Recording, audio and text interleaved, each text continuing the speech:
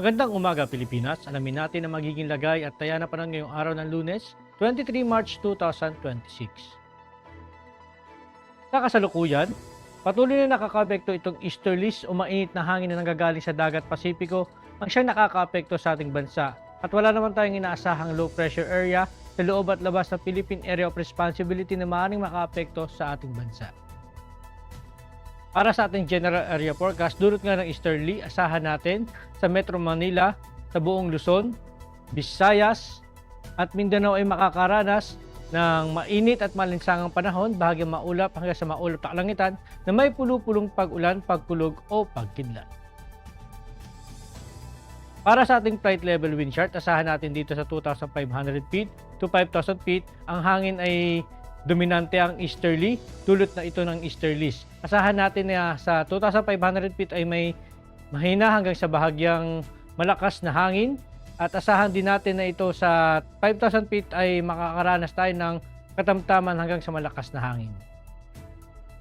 Samantala sa 10,000 feet, asahan natin ang katamtaman hanggang malakas na hangin na manggagaling dito sa may northeasterly to easterly.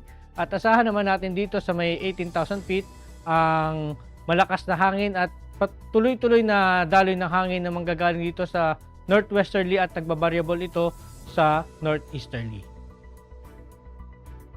Sa impact naman sa flight operation, dulot nga ng easterly sa Metro Manila at buong bansa, asahan natin ang main hazard nito ay warm and humid air from the Pacific enhancing convective activity. Ang impact naman nito sa rotary, asahan natin ang localized thunderstorm and light turbulence may briefly affect operation especially inland in the afternoon. Sa fixed wing naman, asahan natin ang generally pair with possible isolated Charlie Bravos causing short-term delays or turbulence.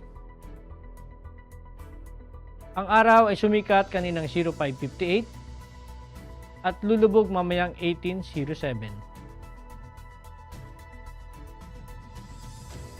Meron tayong 24% increasing moon illumination. Para maging updated sa lagay at taya ng panahon, ipalo lang ang Air Force Weather Center sa aming mga social media accounts.